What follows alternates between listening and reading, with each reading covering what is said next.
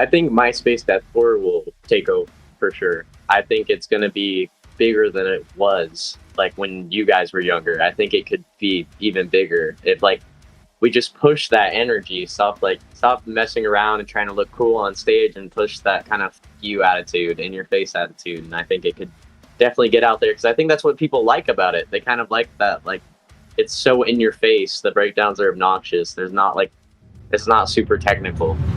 Real quick before getting into today's episode, just wanted to shout out a few quick things. First of all, we have a Patreon. For as low as $1.50 a month, you can get early access to these episodes as well as your name in the credits. And with the $5 tier, you can gain access to member-only channels in our Discord server, as well as be a part of the group calls that Yan and I do every second Friday. Secondly, we have merch. 2 designs that we absolutely love. You can find those over at indiemerchstore.com. And last but not least, we do these podcast recordings live on Twitch. So if you want to be a part of the conversation, see these as they happen. We do those every single Wednesday at 7 p.m. EST. Yeah, that's it. Links to everything I just mentioned will be in the description, along with links to our Discord server and our other socials. That's it. That's all I got to plug. Enjoy the episode.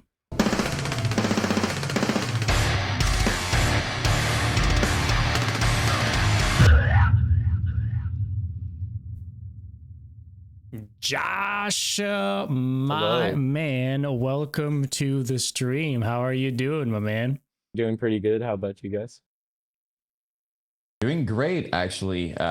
We wanted to do that for quite a while, so yeah. It's pretty insane. We were both. Thank you for having me.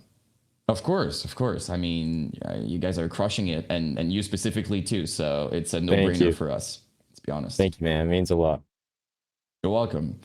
I mean, I already punished you quite a lot during that show. Like, I think I told you like 50 billion times, like, that I thought it was amazing. Afterwards, I was like, dude, poor guy. Like, I just kept going the entire time. No, don't worry at all. It means a lot. You guys were super sick. It was dope that you guys like came out and saw like all the other bands play. I know everybody was super hyped to see you guys. It was awesome. Thank you. Yeah, we were not prepared for that, to be honest. In terms of like... Yeah. I was expecting, obviously, like, we knew you guys, knew a couple of people, but to have that many people being like, oh, your podcast, oh, dude, your channel, I wasn't at all prepared, like, for that, like, not even a little bit. I mean, like, our whole scene knows who you are, or both of you. They know who both of you guys are, so, like, everybody talks about your guys' videos, so, I mean, like, trust me, it's, like, it's crazy. That was pretty wild. And the show itself, too, I mean, like, it was quite something, and just that venue, right? Just to get for us to come from freaking Canada and to get to see that venue that was featured in my video probably like 50 billion times was quite a trip, right? So yeah, chain reaction's sick. And Elysia, I mean they're dope. And you felt something in the crowd too, and that was something. So that's and obviously to see you guys perform was something. I saw a lot of videos, already texted you, like I sent 50 messages saying, dude, your stage presence is so sick. But obviously it's a live experience. To see it like from my own eyes was another really cool thing. So yeah, thank you. I'm glad you guys enjoyed. Like that's what I was hoping for, that we could like try to blow you guys' minds. I told you, I'm going to say it again. I think we literally posted a clip for that, but it really reminded me of this like early Suicide Silence. Oh yeah, you know what I mean? Like Destruction of a Stat. Yeah, exactly. Really reminded me of that in a really good way. So thank you, I appreciate it. That's my favorite video from Suicide Silence, the Destruction of the Statue video. Same. It's really, and it quite, Dom, correct me if I'm wrong, it kind of blew up during MySpace era, that video. I think it was one of their first, like, kind of attention that they got was with that video. Am I crazy? Nah, absolutely, man. Yeah. Pretty sure that's what put them first. In a video, I think, like in the documentary about Mitch Lucker, they're saying that video specifically gave them a lot of notoriety. True, which makes a lot of sense. I mean, like they dropped that. It was early too, like when they dropped it, and video wasn't really like you would get official videos and stuff, but deathcore wasn't even a thing. So to have like a good live performance video was a super rare, Yeah. you know, thing to have. So I think it really helped a lot. But to me, Yeah. your stage presence, not to get too much into it, but to me, it's a good mix of, because you are doing the destruction of a statue thing, but I feel like the rest Yeah. of the band is really early Chelsea Grin, just like Oh all yeah, dropping 100%. Like that's their. together. I'm gonna be honest, they love Chelsea Grin. Like when I joined, that's like they're like always trying to put me on the Chelsea Grin, and I like Chelsea Grin, but definitely not one of my favorites. But like I can appreciate it. Like it's I understand why they like it. Because the very early performances, I think, and again, Dom, correct me if I'm wrong, but back in those days, they were kind of the first band to really headbang in that way, like all the guitar player, like everybody together like that. There wasn't a much. You would see all that in metalcore, sure, but in deathcore, it wasn't really a thing. So when they did it Yeah. with like they would do it a lot at the end of some of their songs, and they got known for that. So it's what you guys are doing. It's even cooler to me because it's an early Chelsea Grin thing. Thank in you, I general. So appreciate it. Yeah, they pretty- like. I like crapcore and deathcore. I think it like makes sense. I think it makes everything like hit a lot harder. Like 100%. people hate it though. I know they do. It's okay. It's a big debate because some people are gonna say that it's gimmicky, right? Like I see a lot of comments Yeah. about like if you're all synchronized. Personally, couldn't give a shit if it's gimmicky or not. Yeah. If the stage presence is sick and it's great, like because let's be honest, people are shitting on it, but then you stand with your guitar and you do nothing because you're scared of being gimmicky. Is that better? That's all I'm No. gonna say. So Yeah, I mean your they do thing. windmills and stuff too. Like on the fast parts, they're always doing windmills, and I love yeah, it. yeah. That's sick. That always works too, right? I'm always gonna. There's this part of me. It works, right? Yeah. So, but the stage presence. My advice would always be to just. It's better to have a stage presence that to some people is gonna be cringy than no stage presence. Yeah. Always, like always. No, 100%. So, and again, dude, we're in metal. Anything you do, Yeah. anything you do. Plus, you're doing deathcore. Keep that in mind. Yeah. Anything you do, there's quite a lot of We're real playing metal breakdowns, people. brother. It's all Yeah. it's all a gimmick. No, Yeah. they definitely. But I mean, in my opinion, I think deathcore is the hardest metal genre. I've like listened to lots of really weird niche music, like mathcore and stuff like that, and I will say it's definitely a lot harder than any genre. That's how we felt, right, at the time. And it was crazy to us because try listening to early Suicide Silence and tell me it's not heavy and it's not metal. Exactly. But yeah, people were saying that. People were literally saying, no, it's not heavy. And the funniest part is you remove the breakdowns, you put all those riffs together, and it would have been their favorite bands, like ever. Yeah, exactly. So that's just it's just funny. No, it's hilarious. You'll get credited as soon as it's a new thing in metal, basically. Like if tomorrow there's a new whatever kind of metal and it's picking up subtraction, best believe, no matter what it is, those same people are gonna say, it's Someone's not. gonna dislike it always. For sure. So I guess it's just part of the game, I guess. Like It is. someone out there's gonna hate it, not like it, but as long as you're having fun, it really doesn't matter. Hey, I mean, for what it's worth, I mean, it's not like everybody's not enjoying it because There you go. Exactly. clearly y'all got a bunch of fans and people are showing Oh, up at definitely. shows We and had- going fucking crazy. So it's not Yeah. it's not like nobody cares. No, we have I love our fans. I think we have like the best fans. They're so sweet. Like a lot of them DM me like such nice things, and I just appreciate all of them. They help us out a lot. They keep me Yeah. going through the hate. So I mean, would it be fair even? Because from my perspective, you have a really cult following who seems to genuinely, they want to support, you know, buying merch and do everything they can. Like I'm looking at the comments and it seems like people genuinely, they're behind you guys and just like, they want to support. no, 100%. Like it's crazy. It blows my mind. Like I think we're so lucky to be in the position we are in, and I'm never gonna take it for granted or like have a cocky attitude about the size of my band, because it's like it doesn't matter. At the end of the day, the people who matter are those people who are gonna support me. so I want to support them back the best I can.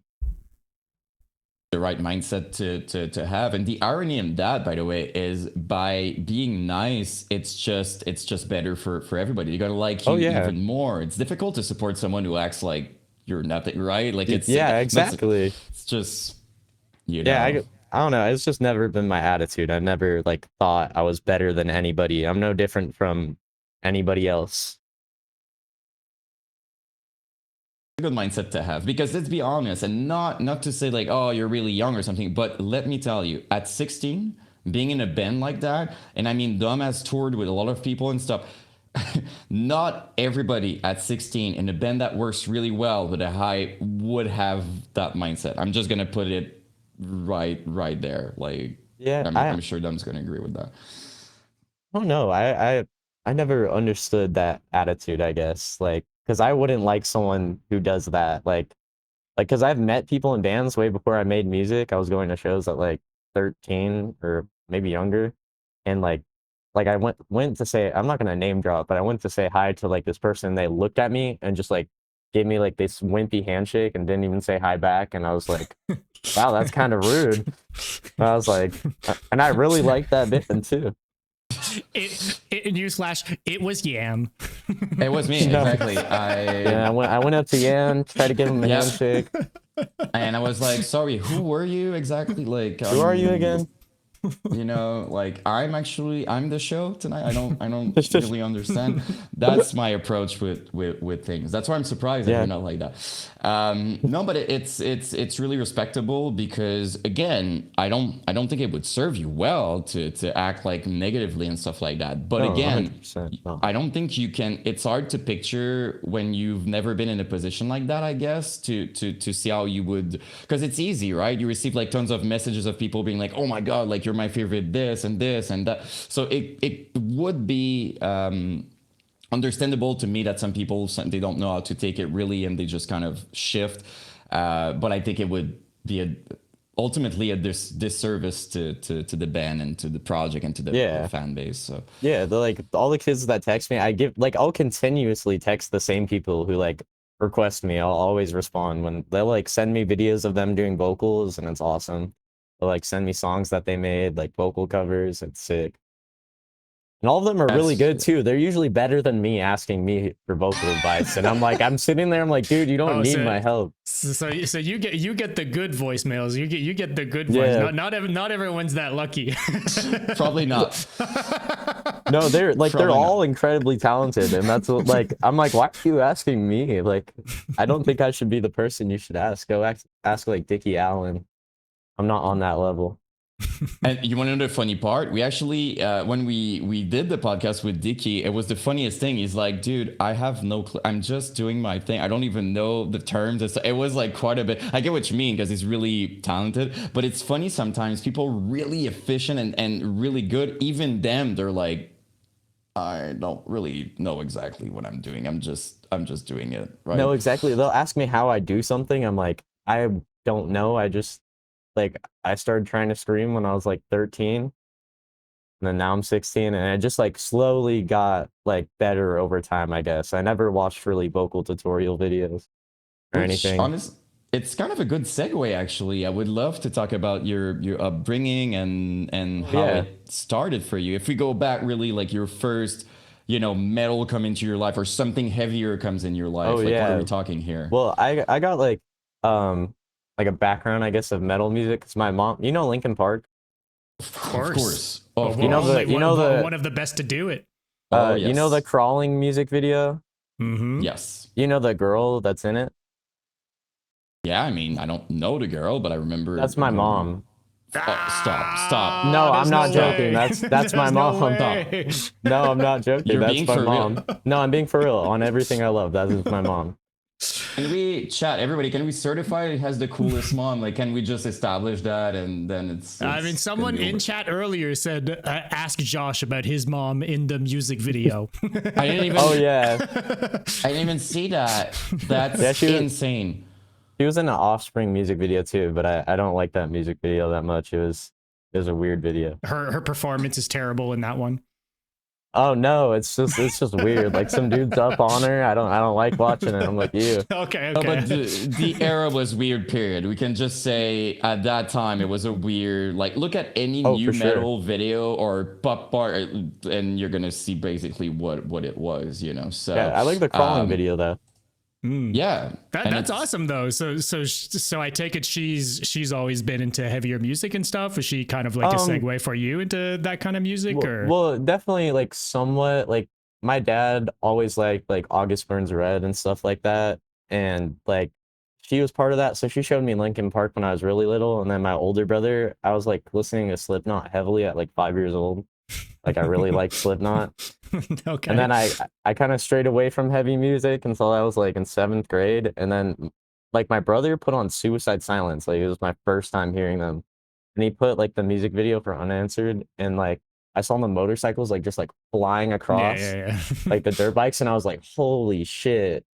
And then I got into like some other types of music and eventually started making screamo with like my first band. And then I met Reverent through that band, and then I guess I eventually joined. That's insane. You realize how cool your parents are, right? Did I? No, they're I super understood that awesome. well. You mentioned August Burns Red. You're like, oh, he's listening to August Burns Red. Like, I'm not Yeah. even sure I heard that in my life. Like, just oh yeah, he's listening to. It's Yeah. incredible, truly. Yeah. Like he'll send me music and he'll be like, listen to this. I'm like, I like the thing is I didn't know he liked music like that much until I got older. Okay. Wow. He lives in the South, so he listens to a lot of country music as well. So like it was just funny to find out that he actually really likes that type of music. That's No, funny that- because we were just having a conversation with our guest last week about how there's like a really big crossover between country and metal for some reason. There's like, Oh, yeah. it's just a thing. Yeah, I like country music actually. Sometimes I could probably name you like one song, but I like that one song a lot. It doesn't matter. It doesn't matter as long as you like it. That's that's what matters. But no, it's pretty crazy to have, because for you making music now, they must be so stoked, right? Like, I mean, they love like heavy music, and then you're My mom, she eventually turned very hardcore Christian, so she hates it actually. oh Like she despises it, but she supports me, but she will never want to listen to it. Like I put it on for her and she's like, I can't handle that. And I'm No like, way, okay. really? Yeah. That's kind of particular though. Yeah, no, it's crazy. She doesn't listen to like any music anymore. It's kind of funny. But kind of a I, wild trip to be featured in crawling, and then over time it's a transition. You usually hear the opposite, right? Someone was a lot like into, and then they kind of move on, listen to stuff. To be fair, you guys don't sound super Christian musically, maybe, if you hear that. No. So there's I'll tell her that. with Christian deathcore. There we go. You could. Maybe. No, she doesn't think that could be a thing either. But it's a tricky situation. No, for sure. But just the fact that, you know, you still you're doing heavy music, and it's a passion of you, and so and you're into it. So Yeah. I'm sure still, even if she cannot support maybe every aspect, I'm sure in every aspect that she can support, she will, right? So that's Oh yeah, that's she does. another- She lets me go on tour and whatnot. So I guess like that's the best thing I could ask for, is that she doesn't care what I'm doing. I can just go do it. Like I just tell her, I'm like, yeah. Oh, sorry. Continue.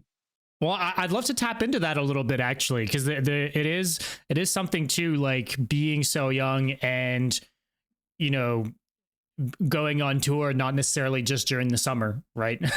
Yeah. But you kind of like, I don't know if it happened because of, I don't know if you kind of built your life around that or not, or if it just happens to coincide and it works out that way. But you've got a particular school situation that kind of helps out with some of the touring and stuff too, right? Oh yeah, I do. I get packets of work from this like school in Redlands, California, and then I just like do them over the span of a month, go turn them in, and then I'm fine for like however long, and I could just go on tour and do that. And I've always Right. been like very independent, I guess. Like Mm. through growing up, I like have never really been at home like all the time. I'm usually gone. So it wasn't like you know, for your people around you, they were already used to, you know, Yeah. of you like just doing stuff all the time. So for you to go on tour, it wasn't like a big shock for anybody that you No. would do something like that. Definitely not. They were just like, "Oh, you're gonna be gone for a month. You already are gone for a month all the time. That's fine. Go ahead. Go on You're tour." already not home for supper, Yeah. so you know, who cares? Yeah. No, 100%. I was about to ask how it was for you to basically to join. I know you alluded a little bit to the hate and how it was, but maybe can you tell us how it went as an experience, maybe both in terms of being received in the band and also the outside things and how it was for you? Joining the band, it was like a big step, definitely. Because when I joined the band, they're like, "Hey, if you like, we want you to be in this band, but you gotta give it your all, and like this is gonna be your like focus." And like I was up for that. I put 100% in, and then I guess like it was just probably the best decision I've ever made. Like I love all the people in the band. I knew them before I joined, but like, oh sorry, but once I got to know them better, it was even better. I actually wanted to bring this. I thought this was wild. I need to, because there have been, look, elephant in the room. I'm going to be the asshole to bring it up. There has been comparisons to the old vocalist and a lot of people hating online. Oh yeah. How do you, Oh, see that? 100%. It's dumb. How do I see that? I think it's hilarious. Like the petition, I'm like, oh my god. That's not real. Is it real? Like, and no, it's not even. Have you guys seen the drawings of Reverent and like the messed up drawings of me? Like, I didn't see that. Oh my gosh. Almost good. I mean, look, there's only 24 people signed this thing, so it's not too many haters. But I'm genuinely curious. Is that a real thing? The signature you can sign? Yeah, I think. Well, it's not like. Want, Jan. Yeah, Jan, you should go sign about 50 times if you can. I'm gonna tell anybody that I know, every single person in the world that I know to sign this, basically. No, for sure. I mean, they all need to sign it. Yes. So I mean, like, how do you kind of, I don't know, cope with that? Or like, you know, obviously when you come into a band as a frontman, there's always going to be a little bit of stigma. People are used to, you know, it is a big thing to change a frontman and stuff, right? But for you, also, you know, big shoes to fill. Like, sure, like Gabriel was a great vocalist as well, and people love the music 100%. That he was on. So how was that for you, like kind of going into it and then maybe having some pushback and just the role itself? I don't know, I'm curious. Going into it, like just with like the first start of all the hate, I noticed it was very quick. Like from the first 2 shows I played, like a lot, like for some reason, like people just started posting the shows as soon as I joined. Like I never seen much of like Reverent like on Reels or anything, but like people were just bashing us in the comments. They're like, he doesn't know how to scream, he doesn't know what he's doing. And then they were talking about the band as well. They're like 3 guitarists, that's horrible. Like, why would you ever do that? I'm like, hey, Chelsea Grin did that. Whitechapel did that? Whitechapel. Yeah. I'm like, what's wrong with it? I don't get the problem. But it was hard because I had never had a problem with Gabe. Me and him were friends. Like before I joined, I guess it just wasn't working out. So they asked me to fill his place. And I'm like, that's just what happens. So people got to understand that. Like, it's not like they just like threw him out and they're like, got this guy. Like it just wasn't working out the best, I guess. So, but all love for him. He was an amazing vocalist, still is. I know he's doing other stuff. He's an amazing guitarist as well. Like I'm pretty sure he's better than anybody in Reverent at guitar. Like he's throwing your whole band under the bus. Nah, they told me that. They were like, he's better than us at guitar. I was like, that's crazy. Yeah, but I mean, it's a special thing for sure. And I mean to your point too, like it's not like you came in wanting to replace this guy. No, right? Definitely not. I just got asked. They were my friends, so I didn't expect to be as hated, but I guess to be loved, you got to be hated. But I just didn't expect that much, like just from the get go. Like because there's people who are like supporting me and then all of a sudden posting mean things about me on their stories, like basically just like online bullying, borderline, and I just think it's hilarious.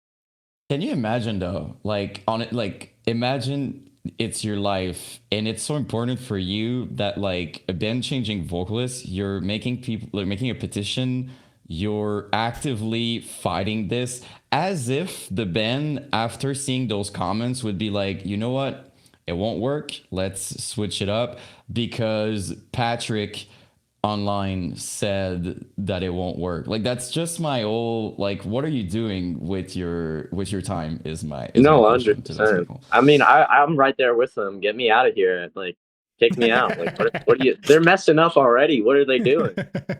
Sign the petition basically is what you're telling them, One right? of the 24 people who signed was you. Yeah. Did you sign more than one? Like, did you sign once, more than once, the petition, Josh? A few times? I signed it like 5 times, and to be honest, as much as my phone would let me. Pretty good. Yeah, so, but it's okay. I mean, It's pretty I good. think I think the people might be a little bit in love with me, just a tiny bit, enough to draw me.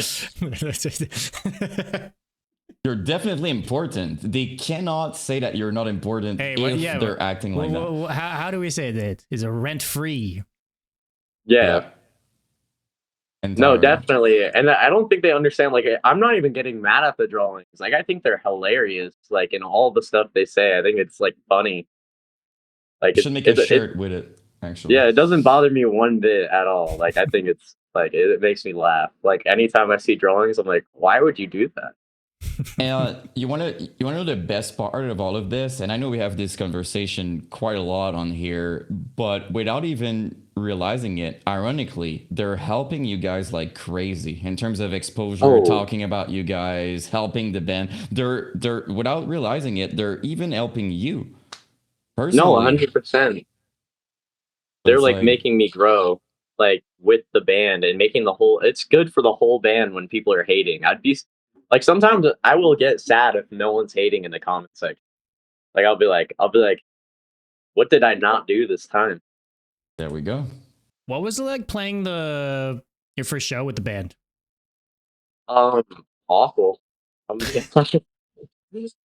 Not like bad, but it gave me a week to to learn a bunch of songs, plus songs we recorded in the same week.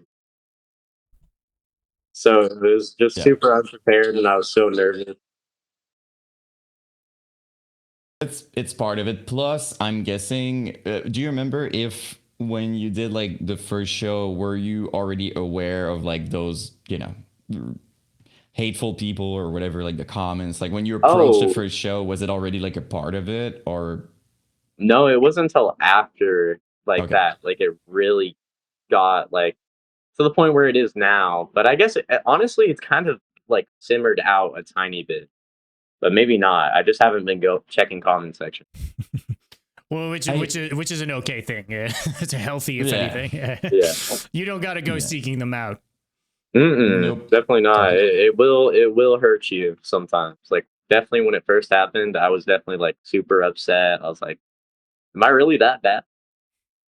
Yeah, but it gets in your head for sure. Sometimes no, definitely. Those kinds of sometimes for no reason. I send that to Dom. Sometimes I'm gonna do something really simple, and then I'm gonna get a comment like huge like that, just saying how awful and terrible I am, and I should stop. And I'm just like, I made a video about music. Like, you know what I mean? Like, it's so it's just these people.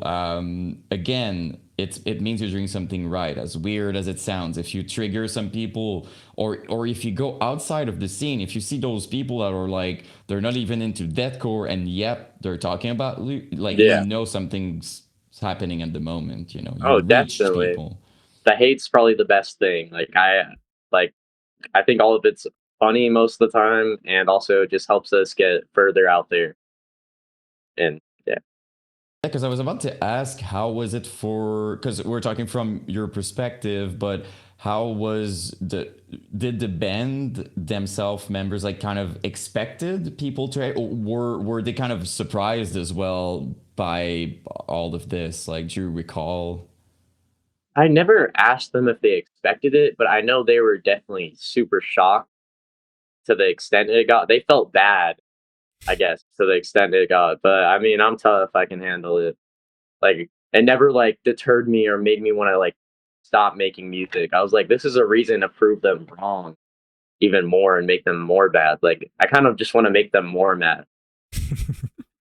But that's the right way to see it, because let's be honest, the goal of these people is to make you feel like, you know, you shouldn't or whatever. So but again, the funniest thing to me is they're gonna be sitting there, they're gonna write comments with their keyboard or their phone or whatever, while you're having a blast recording music, doing your thing, talking to your fans, being stoked, making the music you love, being with your band. So it's kind of a funny concept, not really funny, but like an interesting concept, that these people, it's just an outside thing. It doesn't really, like, your bubble, your band, your people, your music, they cannot really affect that directly. It's just comments and people being upset on Reddit.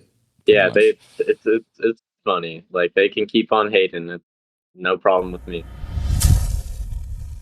Just a quick second to talk about the sponsor of today's episode, Indie Merch Store.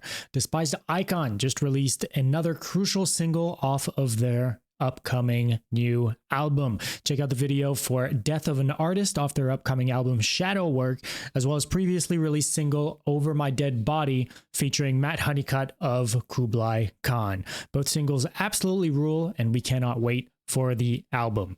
Be sure to pre-order your copy today over at indiemerchstore.com. Limited vinyl is available alongside CDs, a vast merchandise selection featuring album art, as well as other tees, hats, beanies, and more. You can also catch the band on tour this fall with Sango Sigabog, Defeated Sanity, and Corpse Pile.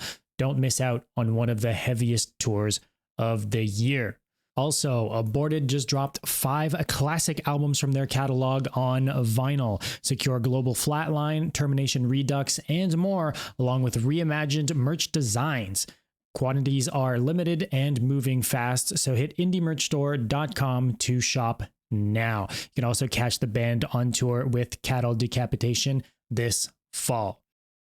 You can use code BRUTALITY at checkout for 10% off of your entire order. That's code BRUTALITY at checkout for 10% off. Big shout out to Indie Merch Store for supporting the show. Now back to the episode. I mean, so you mentioned kind of having a week to learn the set and all this, but also the band you were in prior was pretty different vocally. I'm sure it must have been also just a bit of time to kind of adapt to doing this style of vocals compared to the more screamo stuff. Or were you like always also doing deathcore vocals on the side? Like how was that transition for you? Yeah, I was trying to learn deathcore vocals at the time, because originally how I even learned how to scream before I even made screamo, I liked this band. Someone's gonna be mad that I'm gonna say this. I like this band called Dystopia. They're like this crust band, and I liked the highs. And this is the time I respond Suicide Silence, so I think that's why I like Suicide Silence. But I really liked the high vocals, so that's what I wanted to learn first. And then I guess it transitioned well, because in screamo you're not doing gutturals, so got into that, and I was like, this is kind of boring. Let me try to like learn other vocals. And then the reason why I'm not even in that band anymore is because I really just wanted to make something so much heavier and faster. And just like, I guess the transition to deathcore vocals was a little rough at first, because I was still trying to learn how to somewhat do it. Like, because I don't do inhales or anything like that. Like, I had to learn all of them exhale, because I wanted to like do it the best I could. And it was just like definitely like rough, because it felt like rushed. I was doing it like in like a couple months span, like trying to learn how to do it. Am I crazy? I think when we saw each other, you told me that you're doing this weird thing. You do your lows kind of the same way you do your high. Like, you told me something to that effect, yeah. I think. It's a high, and then I push it to a low, and I get that weird like screeching kind of low sound. And like, honestly, I like it because it's just unique. It like I haven't heard vocals like that, I guess. So like, I'm gonna try to continue to do that type of style, and it doesn't hurt. So, and that's how I do my pig squeals and stuff. So, It's really interesting. Sorry, dumb, but well, unique is the right way to put it. I mean, we were talking about this a little bit before you hopped in.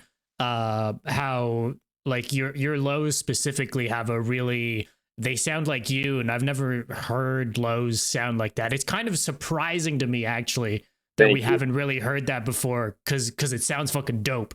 You'd think people have figured everything out by now, but here we are, right? So yeah, I mean, look, if you're saying you're gonna continue down that route, I'm here for it, because I fucking love that shit. It's fucking awesome, man. Thank you, I appreciate it. I started like on I'll talk a little bit about like some new music. Like on the new music I did do like more like false chord, like gutturals, like some newer stuff, but I still like, for specific parts that I just want to be ridiculous, like I do like the weird inaudible high low type thing, and like I'm just trying to like have like the new stuff have a lot of variety. I'm like showing what we can do. Like clean singing a lot, I'm guessing. You do a lot of clean singing. Oh, no clean singing. Oh yeah. Wait, actually no. Maybe you're on to the right track. I think that's what we should do next. I mean, but different types of clean singing. We need opera singing. We need high pitched clean singing. We need Creed. We need all of it. Oh yes. Yeah. Do a rock REV3RENT's song. Gonna be the next post-hardcore band. Watch. There we go. We're gonna completely drop the deathcore act, become a post-hardcore band. I think that might be the right decision. No, but seriously, I'm curious about because we're talking about your vocals, how it was and stuff like that. I'm curious to know how it went for you. You know, like you do a new vocal technique, you're joining REV3RENT, and then you're kind of aware that like the first vocalist was beloved, and this is new for you. How was it at first? You know, you're laying down vocals with them for the first time. Do you remember how you felt, maybe, or how it went? Oh, it felt like a cheerleading tryout. Like I was like nervous as hell, like sitting there like like I don't want to disappoint these guys, but they liked me because of my presence like in my other band. That's what they like. But I was in a deathcore band before I was in REV3RENT. Like I was in a deathcore band before I joined REV3RENT, but I guess they liked my energy, and they're like, you know, they like told me about the whole process of what they thought before getting me. Like they said like who would we get, and they were both like Josh. And then yeah, so I was like super nervous because they like held high hopes for me, so I was terrified, and I did not do the best job on like our first recording, which is normal, though. What do you mean? What do you mean by first recordings? Like, because I mean, we can talk about Noah a little bit too, right? Like you're recording everything with Noah. He's in the band. I'm assuming you guys can work on music as much or as little as you guys like, right? So were there multiple attempts at putting some of these first songs together vocal wise, or is that what came out? Well, not like eventually, I think like after like the first month, it was like that's when I like realized how I wanted to sound in REV3RENT. But we probably like, not because of the vocals, but we probably scrapped like 20 or 40 songs like way before we even got our EP. Like we had so much music, it was ridiculous. Like, dude, I love hearing that, dude, because I really, metal is such a weird genre. I don't know if it's just because people are lazy, but most of the time people, they go into the studio and they maybe have a couple of songs written, and then they write music in the studio, and it's the first 10 songs that they write that make the album, and what you see is what you get. There's no extra songs, there's no picking the good ones out of a big batch of songs. It's just first come first serve type of thing. So I love to hear that a band like you guys is like, fuck it, we're gonna throw 30 songs in the garbage, and fuck it, maybe we'll revisit some down the line and take a riff here and there or whatever. But to then land on like, okay, this is the EP, these are the 5 songs, these are the 5 best songs that we put out. That's really fucking cool, because I can't overstate this enough. I think that's a really rare thing in deathcore. Noah is a perfectionist. There's been times where there's one song that I'm never gonna get over, and it's called Retracing My Bloody Footsteps, and it was probably like would have been my favorite song if we would have put it on that EP, and we listened to it for like a week straight. I tracked all the vocals, and he's like, I don't like this song. I was like, why? What's wrong with it? He's like, I don't like the beginning. And then like there's a couple songs where I fully tracked vocals, and he's like, no, scraps it. And I'm just like, he's a perfectionist. Like he's amazing at like recording. Very talented. Like, and it's a good thing that he does do that, because like he doesn't accept the first thing. Like he like keeps listening to it over and over and over. He's very passionate. So like me and him just sit here like listening to the music and hope that we get like a good outcome. But with the songs we've made recently, like we like them a lot. Like I don't know if we're gonna like have that same process this time around. But who you knows? guys feel like you kind of dialed something in where you guys know what you guys are going for? Yeah, actually, like with like I like these songs more than anything that's like probably come out from REV3RENT. Do you remember also the because the EP we can talk about that a little bit, but like from my perspective, it did well in terms of reception and how people took it. I know we alluded to the hate and how it was, and I said maybe 50 billion times that like Been There, Mutilate, that is just like absolutely crazy to me. It's insane. But how was it, you know, for you guys, for you specifically, when you were about to drop this, when it dropped, when you saw like the reaction, like how did it feel? How was it like for as you know, as a band and for you? It was super exciting. Like we were on tour, and it was set to release the day before our show in Houston. So like we were all in the van, we were at like a Walmart, and then we were like on the way back, and like everybody's like in the van is like it's like a slumber party, like with little girls. They're like freaking out, it's about to drop. And I like kid you not, they're like giggling when it's dropping, like, and they're like freaking out, they're playing it, they're like keep checking the Instagram. Like everybody was super hyped and super excited. It was an awesome night when it released.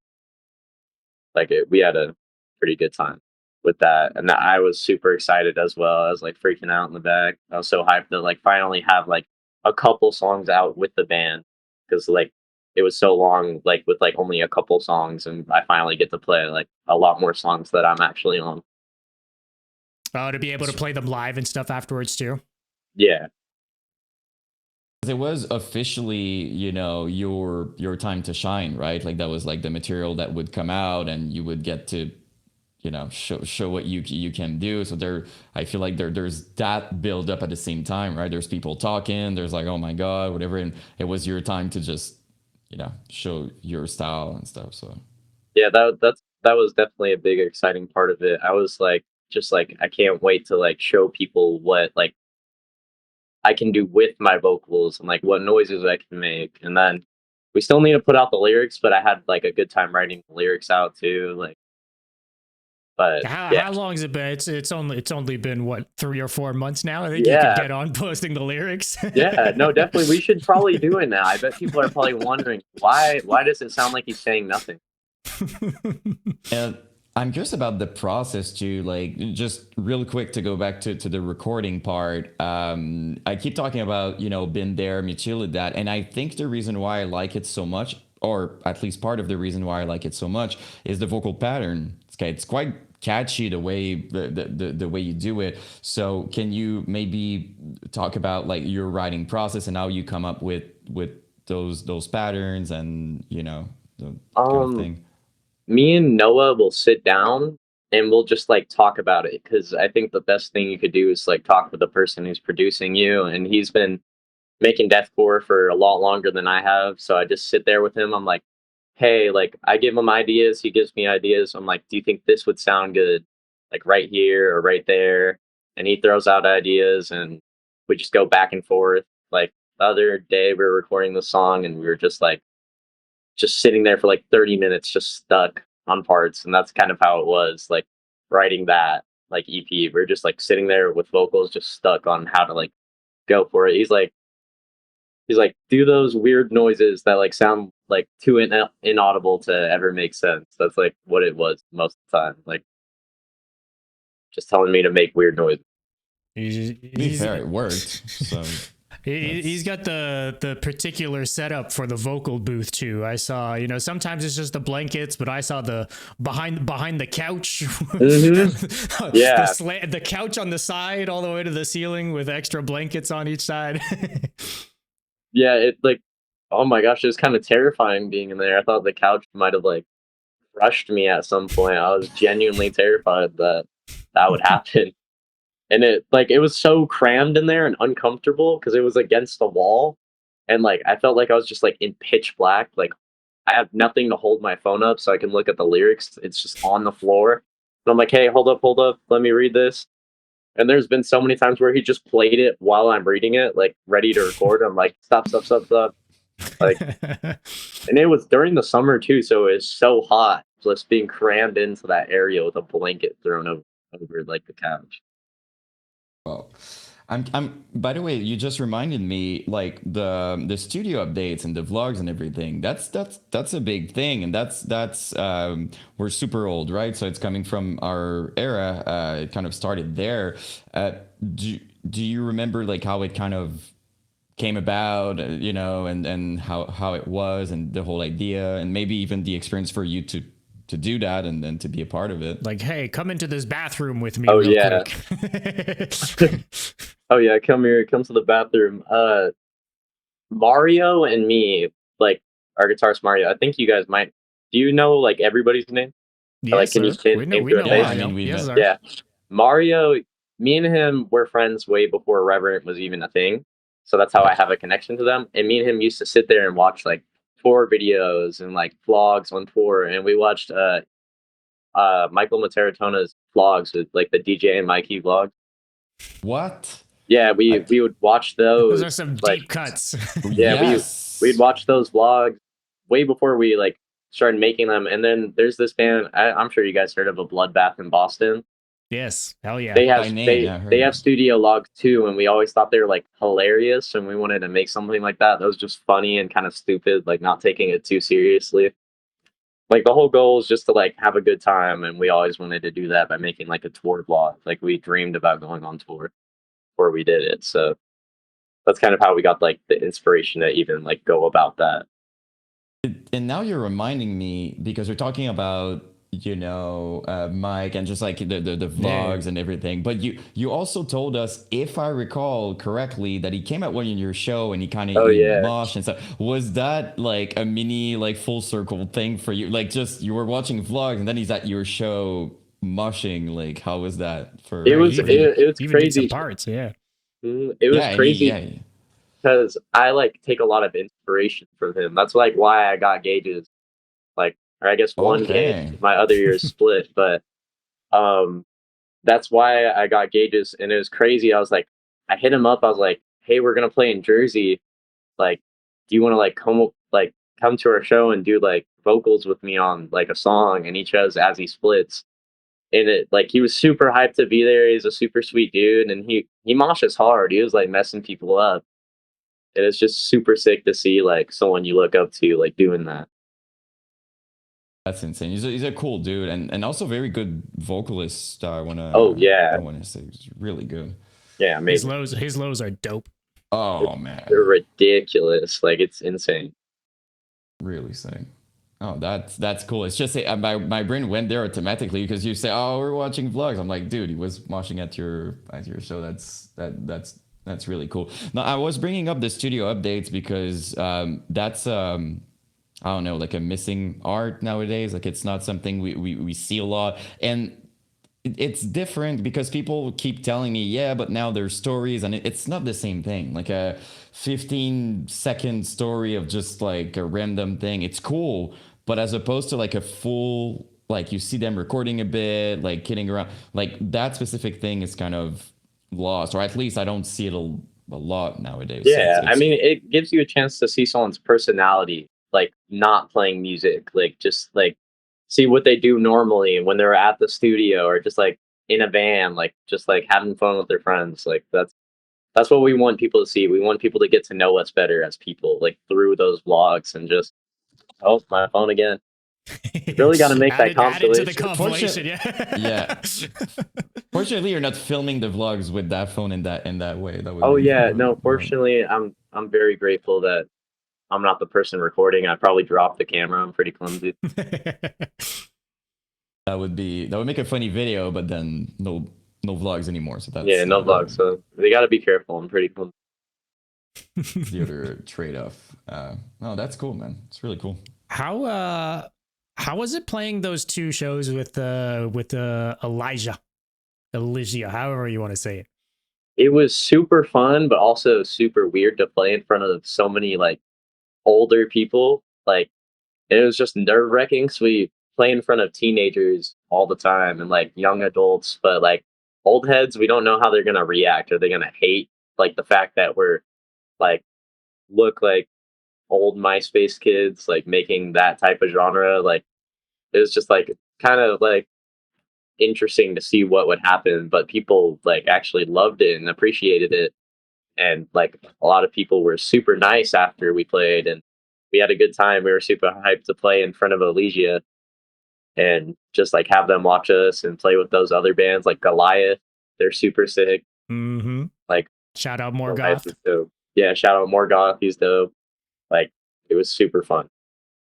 What I recall too is when you, and I told them this, but like I specifically saw you when you went on stage. I don't remember exactly how you started, but it was really quickly just boom into the sun, and it was insane. And I saw you locked in, like really just switching vibe. Can you talk a little bit about your process of doing that, kind of just releasing the energy? Because I genuinely saw just your saw you locked in and being on stage. So Yeah, it's like you're not even in your own body. It's like you're just ready to like just scream at these people, like make them like I would just want to like in my head I'm like I want to make them think like what the fuck am I watching right now? Like what is he doing? Why is he running back and forth? Like it's just the goal is to look like a maniac on stage. Like it's just like I'm not even me. I don't even remember most of the sets after I'm done. Like it's just a completely different mindset. Like just not even thinking anymore. complete blackout basically, and just Yeah. Just that primal, works for like, you, takes so- over. Yeah. seem to work. Because like I know we're talking about this a lot, but I'm also thinking it must be something that your fans bring up a lot, right? Like the stage thing and stuff like that. Like, am I crazy? I'm guessing you guys, you know. Oh yeah, 100%. There's been like videos and like there's this video of us like on what song was it? It was like If I Die Here First on that like the last breakdown we all go into like doing like crapcore, and it was like stage presence competition and your opponent's reverent. It was like stuff like that. Like a lot of people are super sweet. They always like will DM like the band account and be like, you guys have the best stage presence, and I think we have okay stage presence. I think we could go a little bit harder every show. We're working on. I'm not where I want to be with how crazy it could be, so I think we're just gonna keep working hard to like get even crazier on stage. Do you have people you or bands that you look up to in terms of like going crazy on stage? Oh yeah, for sure. Because like I think the only like deathcore band or it's like two is like old Die Hard is Murder. Like their vocalist was like looked crazy on stage. They were going crazy. Sounded crazy too. Sounded insane. And then of course Suicide Silence. But like honestly, is a lot of the inspiration was from like Dillinger Escape Plan. There's this video of like the vocalist in a mall like running across people's heads and stuff like that. Like and there's this other like band called the Sawtooth Rin, and like the presence is super crazy as well. Like a lot of it's not even from deathcore. It's like from like really weird like genre. Yeah, all the old kind of metalcore and mathcore and that sort of scene was like going all out fucking crazy. The Chariot and stuff like that too. Yeah, the like, Chariot. Oh my god. Pretty insane. And it's kind of funny too, right? Because you look at those early, they move like it would be the heaviest thing you've ever heard in your entire life. And then the music itself is it, yeah, I mean, yeah, there are some parts and stuff like that, but like it's not, you know what I mean? Like it's super, they're moving like they're breaking everything, and yeah, it's kind of, you know, it's The energy is like I'm gonna be honest, it like it's a little bit perfect for that music. Like there's the genre is kind of like it. Like mathcore annoys me sometimes. Like I'll listen to it, I'll be like, I can't listen to this anymore. It's like it's too ridiculous. But like I always love watching live videos. Like if I'm watching anything, I don't really like to listen to too much music sometimes. I just only like watching like old live videos of bands I like, and that's what gets me hyped to go make music and go play a show is watch live videos, take inspiration. So yeah. Are they like we're talking about all these things, right? Like the stage presence and all those things. Is it something you guys, bring up a lot, like your vision of the band and stuff like that? Or is it just kind of a natural thing that you're just exploring and it works for you, I guess?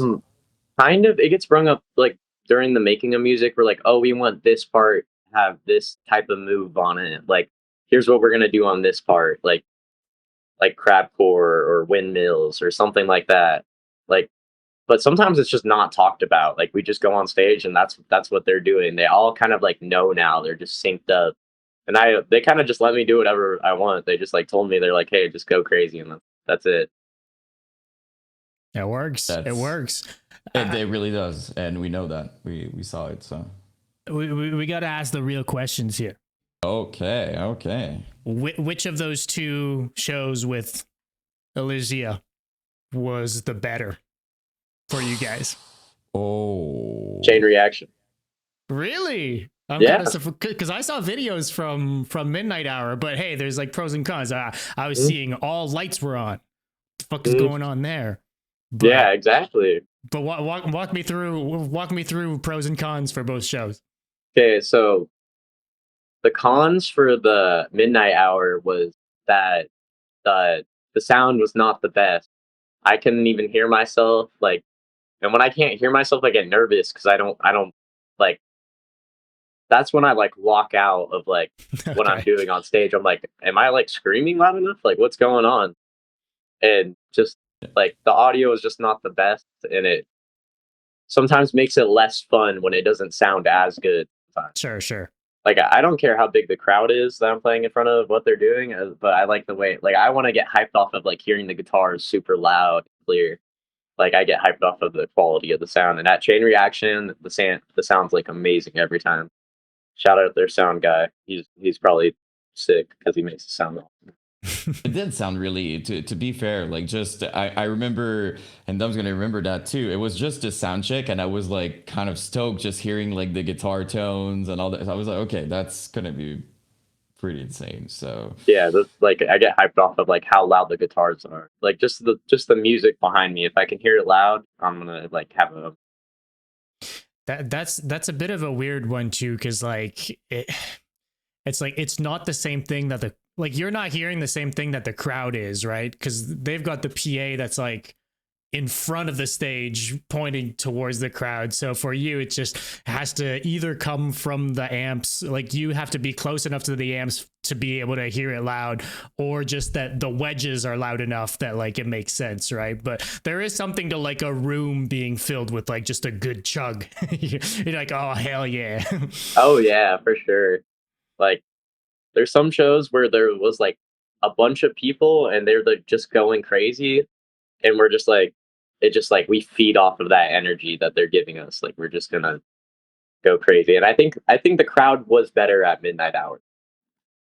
Like it for sure. They were moshing super hard, but I understand why at Chain Reaction they weren't, because you can get kicked out for crowd killing over there, or like yeah. So I understand. for sure, yeah. But and we're talking about shows. I want to ask you too, because we're talking about the transition, you joining the band, all that stuff. How was it for you at first to like get to? I'm guessing it was maybe a bit surreal to met fans at first that talked to you directly or talk to you. How was it for you at first? Was that kind of, I don't know. It was kind of shocking. Like I was genuinely surprised that like people wanted to come up and talk to me. Like I think after our first show, that was the first time anybody's ever come up to me and been like, dude, you're crazy, like good job. Like, and then over time, I guess people slowly started to know more of who I am and ask me for photos and stuff like that, and want to go out of their way to talk to me. And it's super nice. It makes me happy to be able to talk to people, because I just like meeting people. and like hanging out with them. Like sometimes I won't even hang out with my band. I'll just hang out with a bunch of like random kids that met at a show. See you later. Like I'm just hanging out with like a bunch of random kids, and they're hanging out with random kids too. To your point, you hung out with us for a long ass fucking Yep. time when we came down. So No, it was fun to hang out with you guys. I want to talk about kind of the LA scene though, because you guys seem to have like the craziest, just like the weird venues and the craziest crowds, the boxing rings, the barber shops, the backyards, the alleyways. Like it's just like all these. Can you kind of talk about maybe the LA scene and the bands there as well? It's all mixed bills a lot of the time. Like, do you like it? Do you enjoy it? Oh, I absolutely love it. I love like playing like at weird venues, like on the floor in a boxing ring, and it's fun to play like on a cool stage, but sometimes you can't recreate the moments that are like happen when these kids are so hyped just to be at a show that's like on the floor that's DIY. Like sometimes that can be the best show when they're just right in front of you. And then I like playing with like a lot of like even though we're all deathcore bands, like sometimes like it's still all very different. Like there's like Disfigured, they're like more of a hardcore slammy type of like band, and then In Which Divides Us, I feel like they're closer to like our type of sound, and then Amulet's very different as well, and just like all those bands are so sick. And also Kip Dynamite's dope as well. We haven't played a lot of mixed bills recently. I would say like we haven't played with like a lot of hardcore bands. It's mostly like deathcore bands for sure. Because for a minute, I feel like it was a bunch of crossover even with the Screamo, like the Screamo and emo bands and stuff. Oh yeah, like Reverend's first show, like I guess they count it as their first show before I was in the band. It was against my band in a versus set. Okay, like they played against. That's what they said. Okay, we want this guy. Who won? Who won? Reverend kicked their ass for sure. They kicked their ass, like no doubt about it. Like if we were sad after. Join them. Can't beat them, join them. That's what I did. I was like, you know what? And we're talking about LA and all that scene, stuff like that. How is it for you? Because we talked about the destruction of a statue, we talked about Suicide Silence, the influence of Mitch and stuff like that. It's probably super cool for you to see that Chris Garza keeps bringing up Reverend, and like he's even coming to the shows and stuff like that. How's that experience for you to be? I would even say like almost like endorsed by someone like him. It's crazy. Like it's like mind blowing to have someone from a band, the first band you ever listened to, that was Deathcore, be reposting you and talking about you and coming to your shows, DMing your account, your band account, and being like, hey, what time did you set? I'm gonna pull up this time. Like that's just insane to me. Like the first time they saw us play, it was in Lake Elsinore. It was him and Dan Kenny, and it was just like crazy to have them there. They were so awesome, and they like wanted to talk to us and stuff. Like it was super awesome. Like Garza's a sick dude. Hopefully we'll see him again more. Yeah, sure Garza's tapped in for sure. It's cool. It's been cool to see him recently, kind of going out to a lot of the shows like at Chain, and just kind of going out and supporting. And I don't know. I feel like a lot of people, like he doesn't have to. Well, you know, he could be chilling at home instead, or chilling with his girlfriend. You know, he could be doing literally anything else. He already goes out to enough shows just by playing in them and being out on tour and stuff. So it's cool to see that he's like, you know, just casually always at Chain and stuff like that. Yeah, he just likes watching bands, supporting the scene. He wants it to grow. He wants it to get bigger. So that's just like, he's a super good dude. He wants it to grow. And I really appreciate Garza, and I'm sure all of the scene does for what he does for our scene. And like shouting out like the IE scene, like it's super dope. He's awesome. It's really cool. Yeah. I wanted to ask because, you know, like it's one thing to, you know, see a comments and stuff like that, but to have someone like him being so actively rooting is another level, right? So yeah, it makes you not care so much about what people are saying. I mean, you don't need anyone else's approval. It's all good. When you have Chris Garza's approval, I think you're doing something right. Well, yep. So to all these people with the signatures, there you go. I gotta to wrap up California here. In and Out, yay or nay? Oh, In-N-Out's, it's okay. It's cheap. It's cheap food. It's okay though. It's not worth it. Anybody coming from like a different country or something, or like different state to come to California, it's not that good. Go eat. You could go eat at like a local Mexican restaurant that will blow your mind compared to that place. Mm. Okay. Yeah. What's your favorite fast food? Favorite fast food? Probably Cane's, for sure. Cane's, okay, respectable. I'll allow it. Yeah, I mean their food's kind of bland, but the sauce is good, and I think that's why I like it. Yeah, that's our equivalent of Chick-fil-A here. Like the food, like it's chicken and it's kind of whatever, but the sauce is fucking great. That's why you go, you know. Yeah, I go for the hot sauce. I'm gonna be honest. The hot sauce there is good. Mm. Good Okay. to know. We'll have to next time we're out there. We'll have to do Cane's. We Yeah, did for In-N-Out. We did In-N-Out the day right before going to y'all's show. That's what we did. Yeah, But it's more of a rarity for us. So you know we had to. was it worth it? It was actually Yeah. for me. I think there's also kind of a big build up for me because I was like 15 and my best friend, you know, he was going in San Francisco, I believe, and he kept telling me about In-N-Out for years. He was like, "That's really good. They have their sauce. It's really good." So for years, like it's always been at the back of my mind. So I think there was that was involved. But yeah, we did have a good. I'm speaking for both of us, but we did have a good time. And I mean, Dom, you went prior to that, right? Like I mean, it wasn't your first, so but it was good. Like to me, it was really good. Yeah, mom. No, I agree. What's, If I oh sorry, Go for it. Go for it. if I had to choose a burger place, I think I would choose In-N-Out. It's cheap and they give you a lot of food, and it like doesn't taste like it just came out of a cardboard box. So I can definitely say I would eat that over probably like Burger King or McDonald's. Right. I mean, Yeah. it's at the very least, it's like not frozen meat, right? Like that, which automatically to me kind of puts it at least above McDonald's and all that sort of stuff, right? But Oh, again. It's okay. The compilation is gonna be really good, dude. Like, Oh, it's gonna be a good compilation. Are you guys actually gonna do a compilation of it? I Just have like to over now. and over? honestly, I took notes to make it. Like it's written right here. I want to make it personally. I don't know about you, Dom, but it was noted. I've got to for me. go through the whole podcast episode to edit it anyways, and best believe I'll be clipping all these little bits. Tell us a bit about One Big Party. I'm kind of perplexed by this flyer I'm looking at right now. It's a ridiculous show, for sure. What's the deal here? God, Crazy lineup. no, it is like people thought it was a joke. Like I was surprised. I was surprised that even got put together. Like Young Lean, Nettspend, Current Joy. Like they have like we have no right to be on a band with each. Or sorry, not band, a bill with each other. But I guess it gets like everybody with each other from all these like weird niche rap genres and metal and just like slapping everybody together with screamo as well. Like my old band's on that bill too.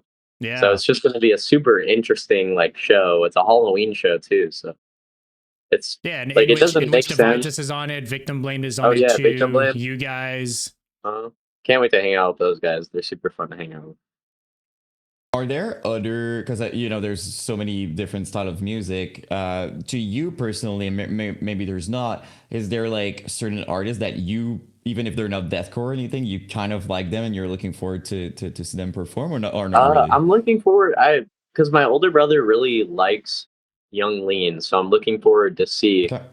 what his hype is about. Because when he was like my age, he was listening to like rap music and like all the stuff I listen to, and like I'm just kind of intrigued to see what that would be like to watch rap music. I've never been to a rap concert, so I want to see what it's like. But I am Set expecting too, a like, lot of hopefully vibes. there's like production and stuff too, and like a cool set going on. I'm expecting fights though. Definitely, probably going to be a lot of fights right now.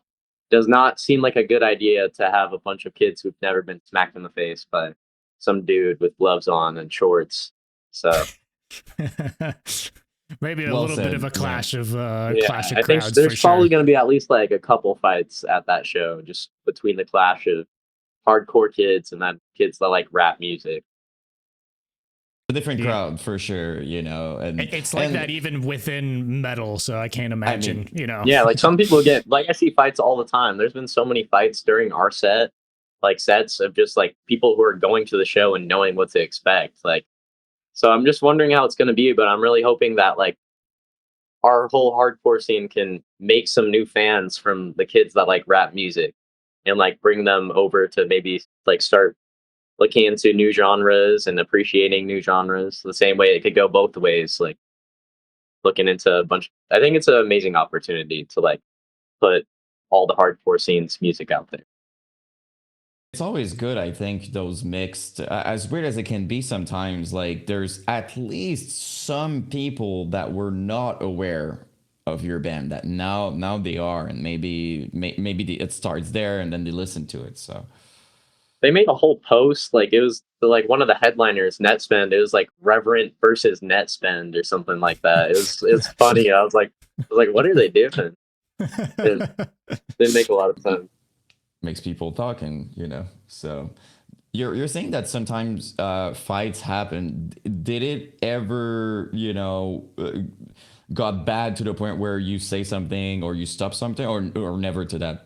Never. extent? I just kind of let them do their thing. If they're gonna fight, then like if it was so bad to the point where like I couldn't ignore it. Like sometimes it's like they're about to fight, like someone throws a punch, but it just kind of like Fizzle out and fizzled out. Or sometimes I don't even know a fight's happening.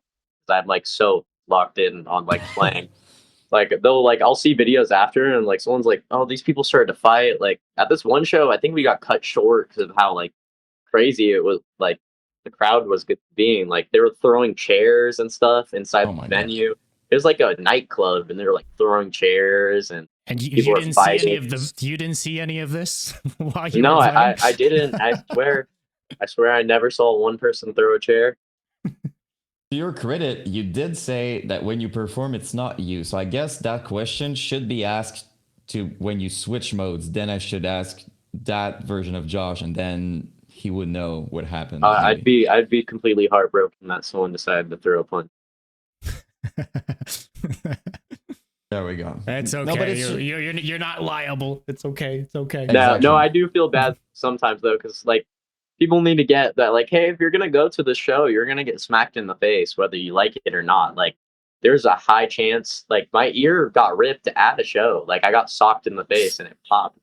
I Like, was about to ask how that happened. That's crazy. That must have been ass, dude. no, it was awful. Like, it was at like this. I don't know if you guys heard of the show that like happened. It's called Brutal Extravaganza. Oh yeah. I heard Like that the for first sure. one. I know they're having another one, but like at the end of that, like I was playing on that with my first deathcore band before I joined Reverend, and I like at the end of the show, it was like 11 o'clock at night. I was just standing against the wall, like enjoying. There wasn't that many people left at the show. I was enjoying like the music and like trying to mosh a little bit. Like I was really tired, so I was just like going in a couple times, and then as soon as I go back against the wall, some dude who's way bigger than me, like just like comes over there and he hits me more than anybody else, and I'm the smallest person right there, and he just like pops my ear, and I made a friend out of it because I'm friends with the dude now.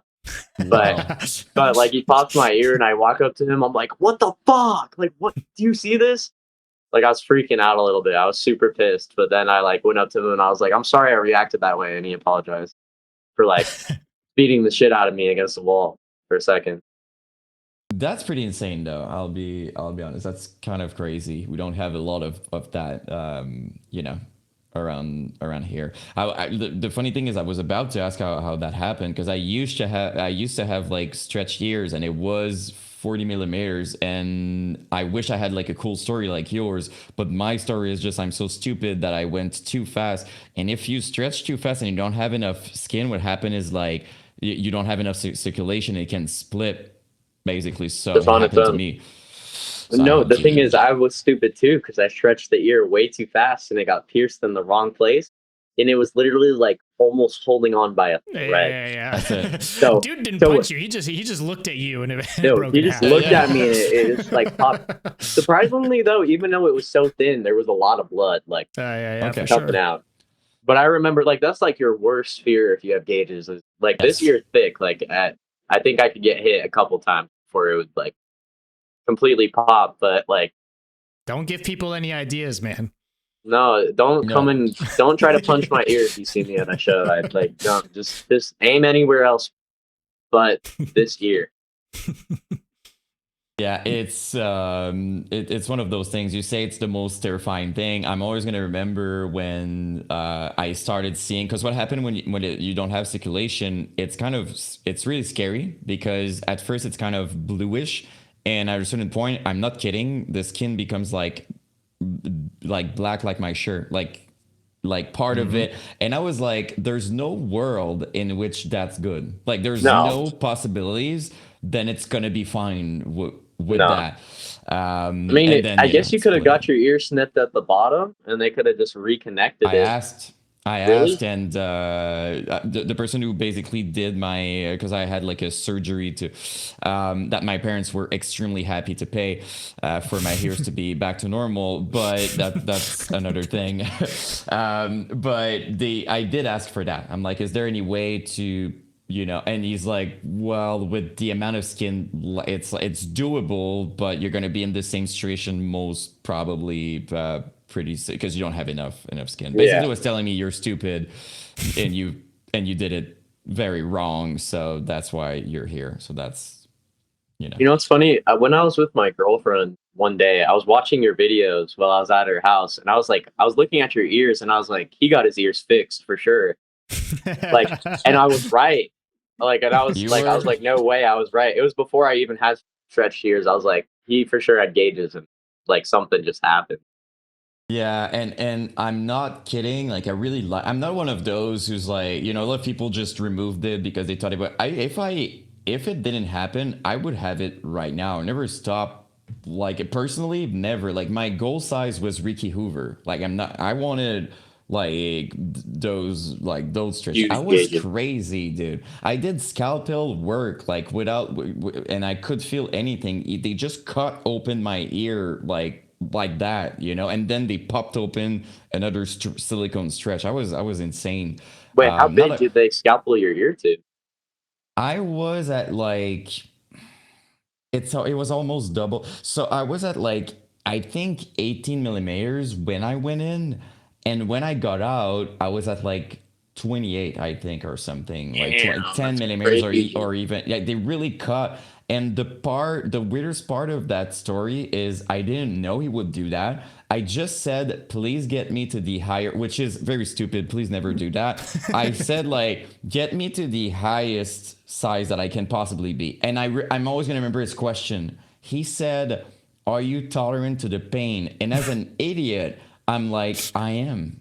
It's going to be fine. Like, I don't know. And I went in. And I see my friend. My friend usually is quite, the expressive person. And I see his face change. And I'm like, and it's because he's starting to put, like when they do a surgery, they put like paper for the, and I'm like, oh, why is this? He's like, oh, because there's going to be a lot of blood. And I'm like, oh, that's great. That's a good sign. So, and I've been through quite a few things in my life in terms of pain. That was like, Well, when you have a people ask lot me of about my tattoos. tattoos, I'm like, compared to this, and you want to know the worst part? He does one ear and it's excruciating, but then you need to do the other one. Like, it's like, I won't have just one. So like, did one, then my friend is looking at me and he's almost like, dude, there's another one. And I'm like, I'm aware. Yeah, I know that's going to happen. Did the other one, there's about... The piercer's like, do you want to keep the skin? I'm like, please throw that up. I don't want any memories of that. So we did that. After that, when it's terrible, took a silicone stretch, and you know when you can pop it so that Yeah. it's stretched, he stretched my ears within the what we just did that's bleeding, like within the, and I came out of there, and I don't want to, I feel like I'm talking too much, but I'm gonna end that No, don't worry about here because it's kind of a story. But as I'm walking out of that room, and I'm about honestly to almost like faint, like it's horrible, I see the tattoo artist who always refused to tattoo my face, even though I was 18. And he's like, he thought I would say no because I was in pain. And he's like, do you want to get your face tattooed now? And I'm like, yes. So right after this, I got my first face tattoo. Yeah. As I walked out, and he's like, are you fucking serious, man? You're bleeding on your shirt. Like you're about to die. And I'm always going to remember the faces of everybody there. Like I remember hearing people saying he's crazy. Like honestly, like what the fuck. So he did my first tattoos after that, and I'm always gonna remember like this super buff dude like getting his chest, looking at me and being like, you're crazy, like you're literally insane. So that was my experience of my stretched scalpel. How long before your ear split afterwards? Just for context, it was surprising. No, but it was surprising after that. You won't be surprised to hear that after all of this, I had to downsize my ears because it wouldn't pop out entirely, and all my ears were blue entirely. It was like for a long time. So my friend was just like, dude, remove your freaking, like you're gonna have to remove them. I ultimately downsized to like I think 22 or something. Wait quite a bit because I had no choice. And then after a few months, I'm going to say like maybe 7 months after that, it was like splitting. I was at 40 millimeters, and it just like split. And it was devastating for me. All that for nothing. All that for that. Yeah, exactly. Yeah. When my parents were like, oh, your ear's going to be normal, I'm like, yeah, that was my plan, to cut my ears open and feel all that pain to ultimately just have nothing. That was exactly what I wanted to have. So that was my experience. That sounds not like the best time ever, but living Not you the learn. best. Lesson learned. Not really. I'm quite impatient on a lot of stuff, but it was. Since then, I'm not kidding. Anytime someone would talk to me about stretch ears, exactly what I would say is be patient, please. Take your time to stretch your ears. That's the best thing you can do for and I'm sure you would probably say the same. I will say the same now that I'm at this size. My ear looks like a butthole when I take it out. I will say, if you think you can stretch fast and it's gonna look good, don't. Just leave your earlobes alone, please. Yeah. I don't got any cool stories for y'all. My earlobes are tiny as shit, so I was never brave enough. I would have wanted to have Ricky Hoover's type ears too, and I was like, nah, I don't think that's gonna be possible, guys. You were not. Let's put it that way. You were not. My genetics were against me on this one. To do what I did. Just not stupid enough to do what I did, but it was all I wanted. There was two things for me, like Mitch. It's no secret here. I keep talking about Mitch, but like look wise, tattoos, it was Mitch, and my ears, it was like Ricky from Suffocate. That's all I wanted to do, and of course my parents were very not stoked about this, but it's a completely other thing. Well, I think Mitch Lucker made me want to stretch my ears like an inch. And so did like Mikey, because when Mitch like pre-cleansing, he had stretched ears too. Yep. Yeah, so that definitely made me want to get them more like to that side. And then I went way bigger than what he had. So because I think you removed it. Yeah, he removed them after a while. And just never. So because it was early when he stretches hair. We're talking from memory, like 2004. He has it, something like that. Because already 2005, you look at videos and stuff, didn't have stretched ears anymore. So yeah, I saw I think it's Distorted Thoughts of Addiction. He only has one in that like promo video. He only has one in, like one gauge in. So I think probably like after that, he just took it out. Yeah. Yep. I'd have to. We're running low on time here, but I'd have maybe two little smaller things I'd love to tap into if you'll indulge us. Of course. for another 5-10 minutes. Is that good with you? Yeah, of course. All right. So first off, the tour you guys did with Victim Blame, you guys got some van issues. Can you kind of walk us through that? Oh, Unexpected help too, I think, right? So we did like something like we were supposed to. I forgot where we were supposed to change, like our oil or something. Like there was like so much like things we needed to do that went ignored for like the first like week and a half, or I don't even remember how long we were on tour. I think it was like 2.5 weeks. So probably like for the first week and a half, we're in Florida and we're about to head to our show in LA, Florida.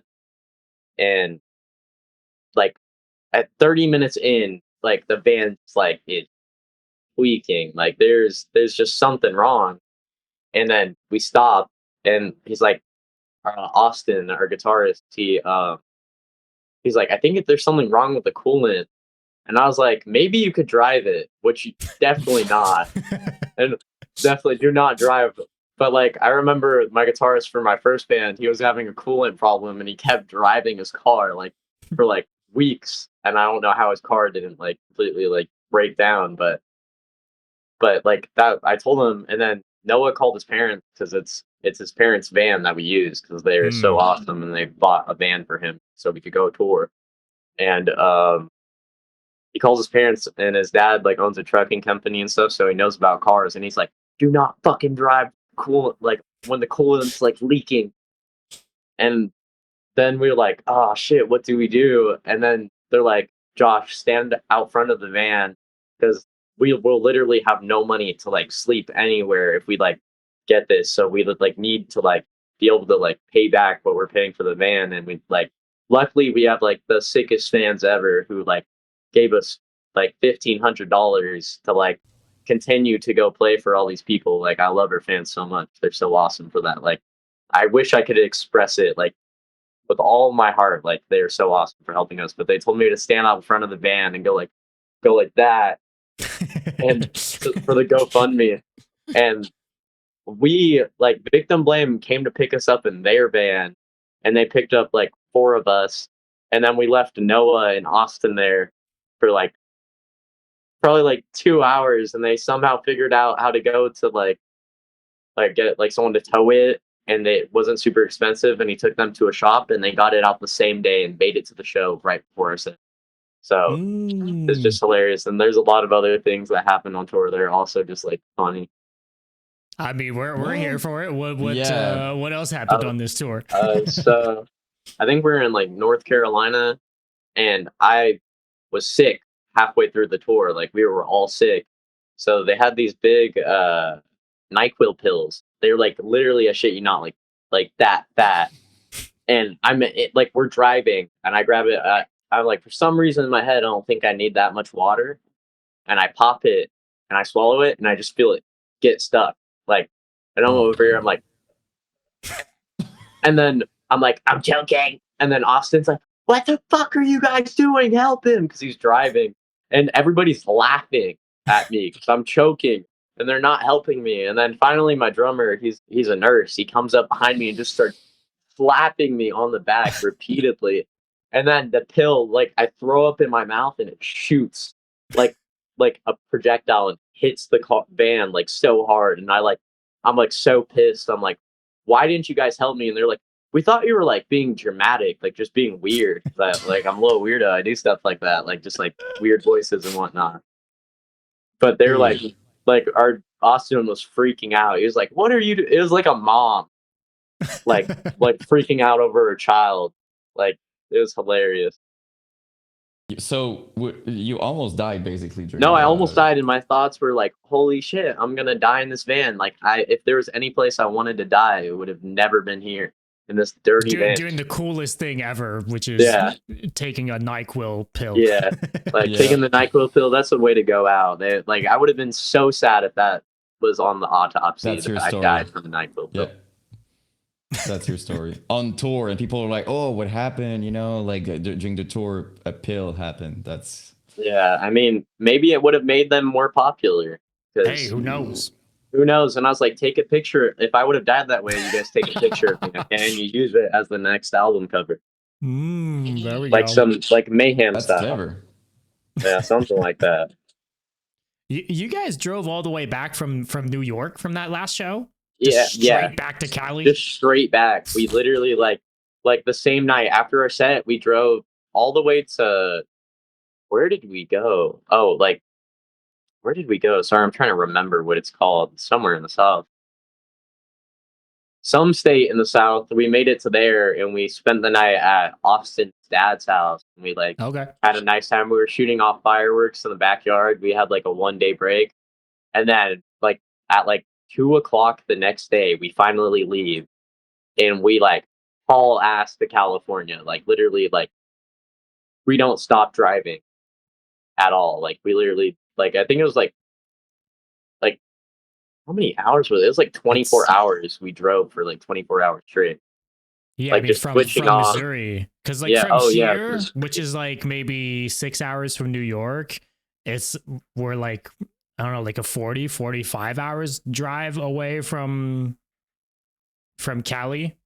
So it's kind of, yeah, I can imagine. And that's also just like goodbye to the profits directly into the gas tank. Yeah, for sure. We came back like basically broke, but that's what we expected going on a tour. Like if you're not signed to a label or super huge, you're not gonna expect to make that much money off the tour, you know? Mm-hmm.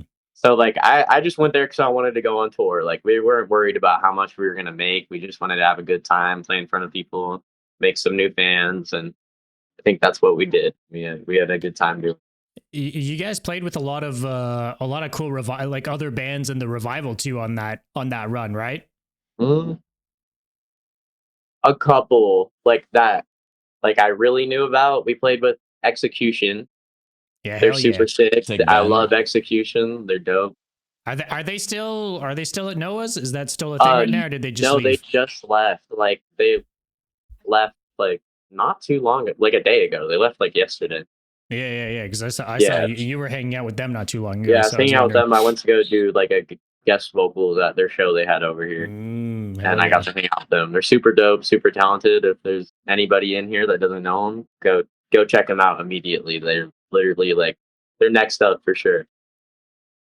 Yeah, we stand Execution over here for sure. Yep. And it seems to be like they have a good hype too, like from what I've seen. So it's like Mauled. That's what they remind me of. It's like the same vibe. Just they have sick ass energy. I love Mauled as well. They're so sick. Like I want to definitely go on tour with Mauled. They have some crazy energy. I was about to say that you guys and Mauled together, because like every time we talk about, or even on my channel or any discussion and stuff like that, the two names that I would say are being bringed up like a lot is like you and Mauled, you know. You guys especially and talking like live show, like live energy and stuff. Always the two that get brought up. Yeah. Mauled's sick. Their vocalist, he's super sweet, dude. Like I talked to him. Like Mauled is sick as hell. Execution is sick as hell. Abe is cool. He's a cool dude. Yeah, because I was supposed to do a feature, but we were recording our EP, so I didn't have time to do it. And like he hit me up right before we went on tour to like he's like, "Hey, can you record it soon?" And I was like, "Oh, I'm about to go on tour. I can't be doing vocals. Like I need to like rest my voice because literally right before tour, I think we like finished it like literally right before we left. So like it was just like I feel so bad. One day, or maybe I'll get Mauled featured like on REV3RENT. Like, there we go. It's gonna do well. Now that you've said it out loud in this podcast, no, it has to happen. I definitely want it either a feature from Mauled or like Execution. Which would both work well, and it's always like those things are a win-win too. Like I mean, it's cool for both bands involved as well. So you guys played with the homies in Return to Glory, right? Am I crazy? Yes. Big band too. Yeah, those guys are dope. Another bunch of youngins. Yeah. There's it's so sick to see like all these new deathcore bands, like, and there's new ones every day, like just popping up in the scene, and like it's gonna be sick just to see how this scene grows over the next like few years and like what moves are made. Did you have a prediction? Like where do you see it kind of goes from here? Does like the Myspace deathcore sound become the next big thing? Is it gonna stay a bit more niche? Like, where do you see it? I think MySpace Deathcore will take over for sure.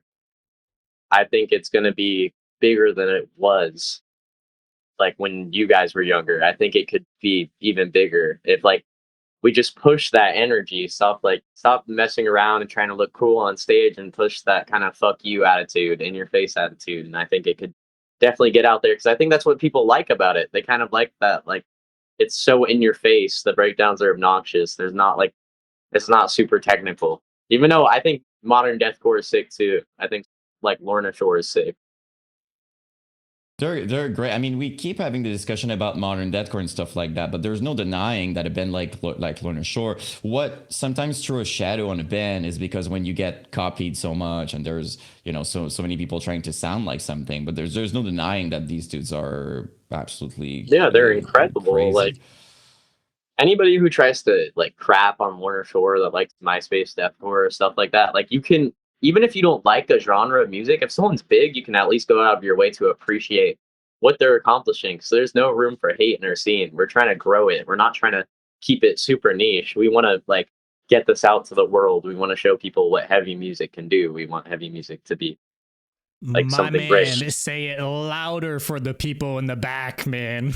More like, people stop trying to think like gatekeep, this, man. Stop trying to gatekeep our genre. Like let people know about it. Like let us have new fans. Like who cares if that kid started listening to deathcore because of TikTok? Like that's great. That's what TikTok's here for. We need people to start liking it from TikTok. Like for sure. Just like I hope people can just keep pushing it and make it welcoming for people to get into. Like invite your grandma to a show. Invite your mom, invite your dad, your cousin, aunt. Invite everybody. Hey, I mean the unks are already there, so yeah, come on, guys. Exactly. Invite everybody. Invite your friends. Even if like I've seen kids that look like they would never like deathcore, like just going with their friends, enjoying it. Mm-hmm. True. No, but you have a really good point. It's a discussion we had quite a lot. You know, it's kind of stupid to, you know, to be upset about gateway bands that actually are helping the scene so much and making everybody thrive. It's just really stupid to. It's basically like rooting against the scene doing well. Is what you're doing. Like stay really small and don't make anything out of it and have 5 monthly listeners is what they're basically telling you. Like literally it's like, do you not want to see your favorite band get bigger and grow and be able to make it a career and enjoy it? Because there's like, if you can't do music as much if you're trying to do it seriously, if you're not getting any traction, you gotta work, you gotta have a job. You're not gonna be able to go on tour. Like, oh yeah, so, your favorite bands will give up if they'll quit. You know, they'll stop making music if they don't go anywhere at a certain point. Even like as much as like you are doing it for the fact of loving music, if you're just doing it like sometimes just for fun, that's understandable. But if you want to like see your favorite band take it seriously and be able to release that music consistently, you, like support your scene, go out, buy a t-shirt, go to shows. Don't sit at home talking shit about all these other bands that are doing very well.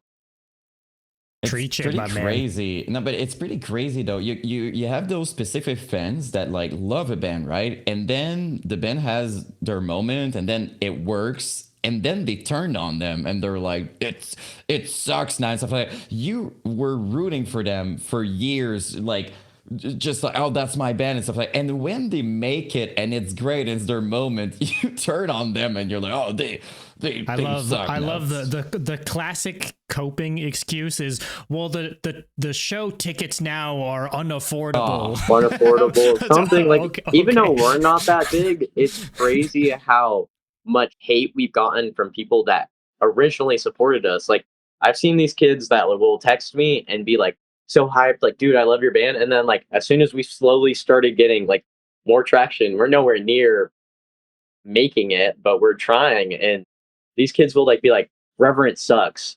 Like, and I'm like, what happened a month ago when you liked us? Like, what did we do to you? Yeah, it's crazy. I feel like it's just about, I don't think people most of the time think that far. I know it sounds mean, but it's really true. I don't think they think about like, oh, I have to pay this. But the truth is, if you really love a band, if you really want to support and stuff like that, you're supposed to be on their side and root. Like the story you said about the van people. And I mean, let's be real. No deathcore band is all of a sudden selling $150 tickets to an arena show. That's hell not no, the that takes reality a here. long time. It's 40 instead of 25. Like, you'll be okay. You'll be okay if you really want to support your favorite band. Pay that $40 and go have a nice time at a huge venue. Dude, McDonald's is $40 now. Let's be real. Like, yeah, like it's life is expensive. You definitely, like, I learned that, like, money from making music is not consistent when you're even at our size. Like, the money I get, I have to be so cautious about it because I don't know when I'm gonna get more money. So it's just like kind of like uncertain, and that's what people gotta remember, that like the money you put into your scene, you're helping it grow, and you don't even know it. True. Like, everything you put in supporting your scene, like reposting bands that you like, it's just helping it grow and helping it be at a level that might have never been seen before. It goes a long way. More impact than what people think they can have, I think, like, by far. So all right, last quick one before we just briefly touch on the upcoming shows you guys have got coming up. But what's for you, and this can be anything at all, doesn't have to be deathcore specific. What's a dream tour lineup for you to be on with REV3RENT? Yeah. Can it be bands that aren't even here anymore? Sure. Or I don't know how many. Let's exclude deceased people. Let's keep it like the bands could be. It would be possible for a reunion. Let's say. Suffocate. Elysia. I would want to go on tour with it. How long is this bill?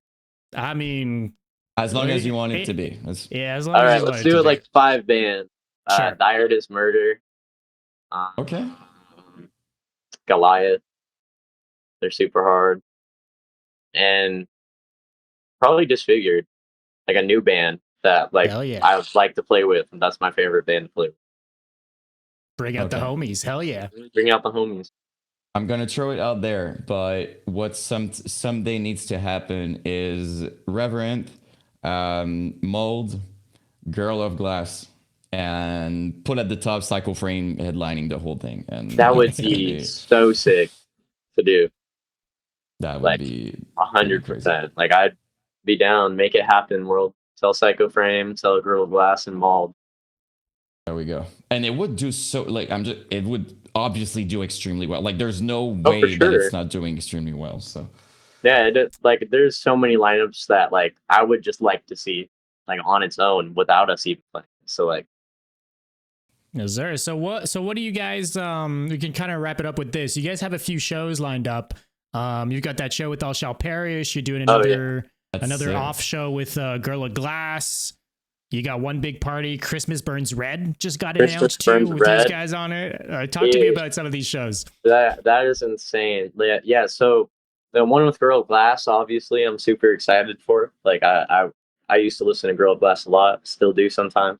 I'm waiting for new music, so hopefully. Aren't we all? We are. Been waiting for new music for a while, so I mean, I can only listen to the same music so much. So I'm hoping they put out some new bangers soon, maybe a new EP. I'd love to hear it. Did you hear that, I'm super excited for that. And Which Divides Us is on the bill. I think Sight the Grim's on the bill too, so it should be a fun show. All Shall Perish show should be super sick. Girl of Glass is also on that one as well, so should be super sick. Hyped to meet Eddie. Should be fun. And then One Big Party. Very excited for that as well. To play with, like, I guess Nettspend and Young Lean and all those other bands. I'm more excited to just see my friends that I haven't seen in a while, like Victim Blame. I'm excited to see them. Yeah. And then play in front of hopefully a pretty cool crowd and just hang out with all our friends. Because it's basically like a homie fest. Like, all the people we know are on there that we really hang out with. So should be super interesting. And then Christmas Burns Red, I just was over here and I woke up and they're like, "You're playing with August Burns Red." I'm like, what the hell? What do you mean you're playing with August Burns Red? Like, it's like, it was just mind blowing, honestly. So, like, I called my dad right away. I was like, "I'm playing with August Burns Red," and he's like, "Where? I'll fly out." And so my dad might come and see that show. So it's just mind blowing. There's a lot of sick, awesome bands on the bill, and the opportunity is like more than I could ever ask. Oh my god, yeah. He knows how much I love August Burns Red. He like Super sick. Yeah, but I mean, it is cool because you talked about, you know, your dad listening to August Burns Red earlier, right? And now it's like, hey, like now you're playing with them on this big That's on true. their It's like a full festival, circle right? thing. It's not just like you just happen to be on a show. No, it's their festival, you know. Yeah. And you guys are opening the shows. That must be like super cool. It's crazy. Like the opportunity is just insane, and we are so lucky to be on that bill. Like I'm so grateful. It's They're an insane animals live as band, leaders too. and boundaries too on that date, which is dope. Yeah, like people like were DMing me. They're like, I don't think you know how lucky you are. I was like, no, trust me, I know. Like, I was like, trust me, we are so grateful to be playing this bill. Like everybody is freaking out in our group chat to be able to like play with like such a legendary metalcore band, especially in like where in their home. Yeah, hometown show for them. Yeah, 1000%. And they're insane live, dude. I wish there was other things I could mention on here, but I suppose people will find out. Like, But you have to tell very us, Phil, soon. behind this. Yeah. no, Well, I'm look. gonna tell you guys about something new. That's crazy. Okay. Yeah, like Because now I'm I'll too DM you curious guys. for you not to tell me. You Look, have to tell us. we'll leave it at this. Big things coming soon. Big things coming Yes. soon that people are gonna be like, what? How the hell? Like, I mean, it's- I'll just say this. I really mean this. Like Reverent, for me, I feel are really top of the game when it comes to the whole revival scene. I think you guys are doing a really cool thing. There's a lot of people that are starting to back you guys, whether it be obviously the fans, but you guys have gotten more and more cool people involved with you guys behind the scenes. And I genuinely think this is really only the beginning for you guys. And I'm very, very excited to see where you guys are even at in like a year from now. I feel like a lot of people will, I don't even know what you're about to tell us, but I already know, like, if I think to like a year from now, I know we're going to be having a completely different conversation than we are right now. And I'm very excited for you and for the band. It's been cool to watch so far. Thank you so much, and thank you guys for having me. Like, just even being on here. Like, I remember when Reverent first started popping off, I was like, no way. They're like, the Brutality podcast is talking about them, and Jan's posting them. I was like, these fools are so lucky. Like, I wish I could be in that position. So it's crazy to be here now, and I'm in the band. So it's just like, it's crazy. Like, and thank you so much for the kind words. Like, it means a lot, and I can't wait to keep watching you guys grow your podcast, and they keep talking about deathcore and shouting bands out and putting them on. Like, super cool. And over time, with enough time, I'm going to be making a video and I'm going to be like, here's a story of Reverend. You know what I mean? So That'd be super sick.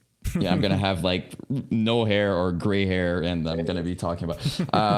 But yeah, because I agree completely. You guys have become like easily my, I want to say like of the revival, if not my favorite, like one of my favorite. And I talked about his stage presence, but also you specifically became one of my favorite vocalists. So while we're here, I'm just going to throw it out. Like very easily too, like on every level, like performing songs and everything. So congrats on everything. Thank you. That means a lot, especially coming from you guys. Like, it means the world to me. It's definitely going to keep me pushing. I'll be working hard and hopefully get you guys stoked on the next show. I'm sure. I'm sure man. we'll be stoked, and we'll be hearing to know what's that thing. I'm way too curious. No, definitely. I'll hit you guys up as soon as we wrap this up. All right. Well, dude, thank you so much for doing this. This is fucking awesome. Appreciate you working with us through the tech issues, such as the way of the internet. It is what it is. No, I can't wait for the phone dropping compilation. That's what I'm looking forward to. 100%. Very grateful for that to be thrown in there with my phone. Oh yes. And it's not even me being clumsy. My phone is sitting up on a charger right now on a keyboard. I'm balancing it on a keyboard. So I mean, let's be grateful it hasn't fallen again yet. Yeah. But it has to happen. We've got it does.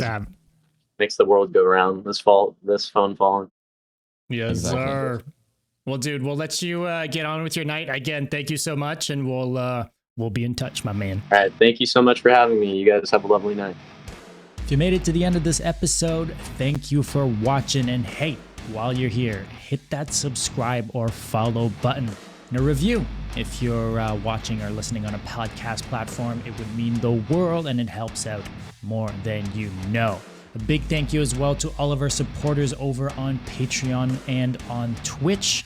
New episodes every week, links to our Patreon, Discord, and socials in the description. We'll see you soon. We're out.